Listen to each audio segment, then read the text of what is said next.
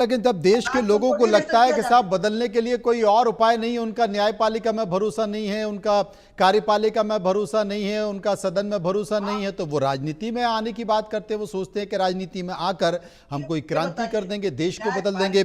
Mahesh Verma BJP के प्रवक्ता मेरे साथ मौजूद हैं। महेश जी, बड़ी उम्मीद के साथ, देश की दशा और दिशा को बदलने की उम्मीद के साथ घनश्याम उपाध्याय जी सुप्रीम कोर्ट पहुंचे और उन्हें उम्मीद नहीं थी कि उनके साथ ऐसा होगा और उनकी पिटीशन को जो है वापस कर दिया जाएगा और कहा जाएगा कि हाईकोर्ट जाए। अगर इस पर जजमेंट हो जाता तो शायद देश की दशा बदल जाती। बहुत द्रवित हैं घनश्याम जी। महेश जी, विषय भी कुछ उसी तरह का है ये। मेरी आवाज आ रही है आप बिल्कुल तक? आ रही है, आपकी आवाज आ रही है। देखिए, मेरा ये कहना है कि जो विषय है वो वाकई द्रवित करने वाला है। सवाल यह है कि कोर्ट में आदमी तब जाता है जब सारे रास्ते बंद हो जाते हैं, जब हमारी पॉलिटिकल सिस्टम फेल हो जाता है, जब हमारी प्रजातंत्र जो हमारा डेमोक्रेटिक सिस्टम है उसमें कोई गुंजाइश नहीं बचती है।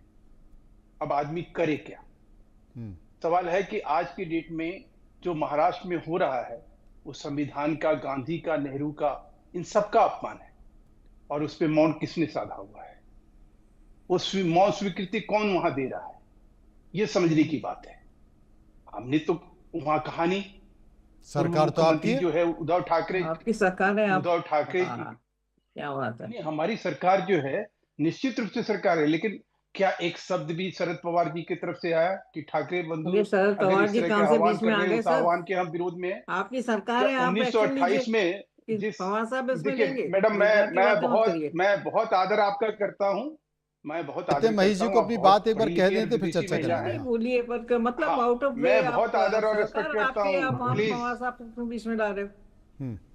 नहीं, मैं लाऊंगा ना, क्योंकि जिस संविधान सभा में 3 दिन तक जिस हिंदी को लेकर बहस हुई और इस देश का संविधान ने जिसको स्वीकार किया, और उसको किसने उस प्रस्ताव को दिया?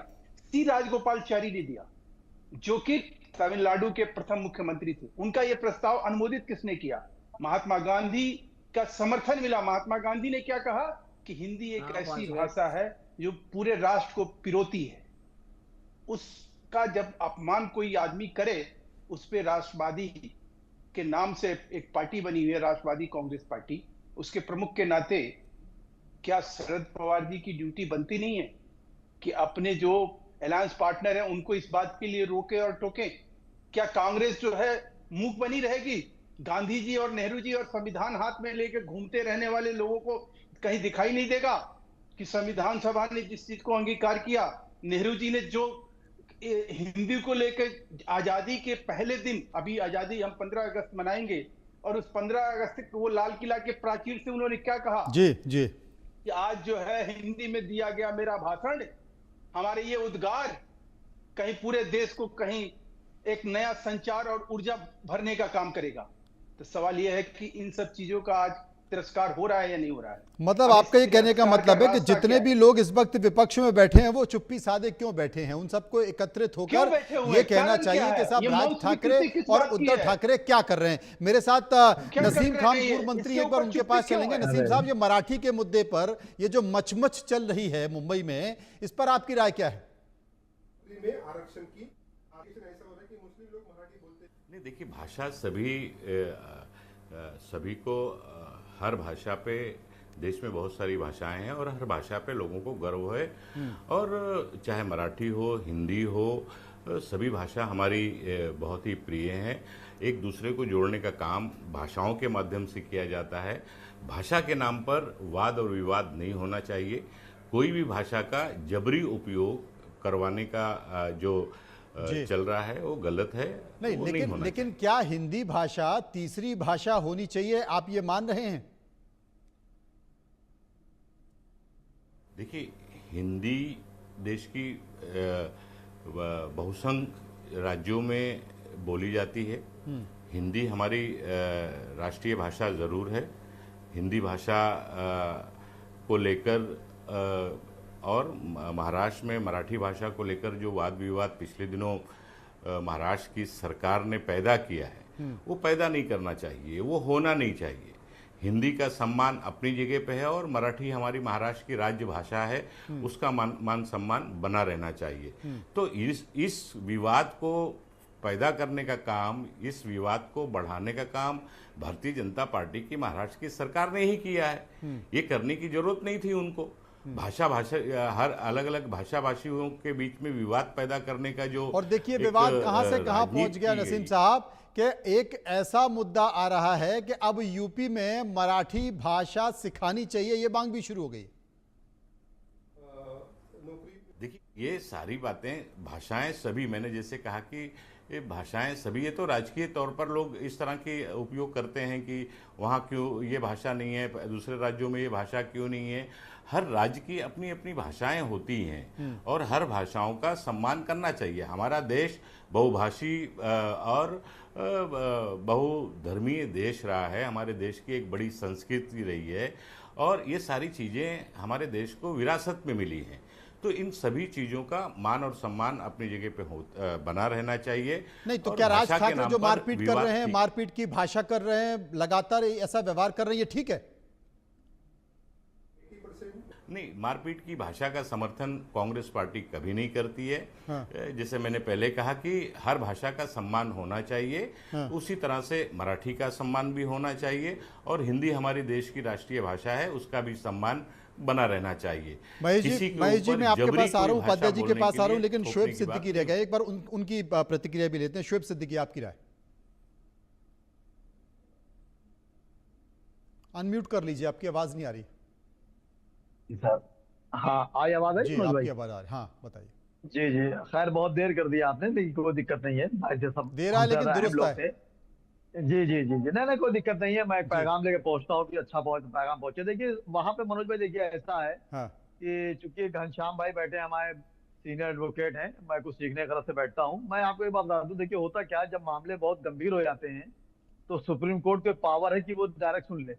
और आपने देखा है कि बड़े बड़े मामले जो होते हैं, वो केजरीवाल जैसे लोग मामले या बड़े बड़े मंत्रियों के मामले रहते हैं, वो सुप्रीम कोर्ट रात में सुन लेता है। आपने देखा है, तफसील जाएंगे तो दूसरा में जाएगा।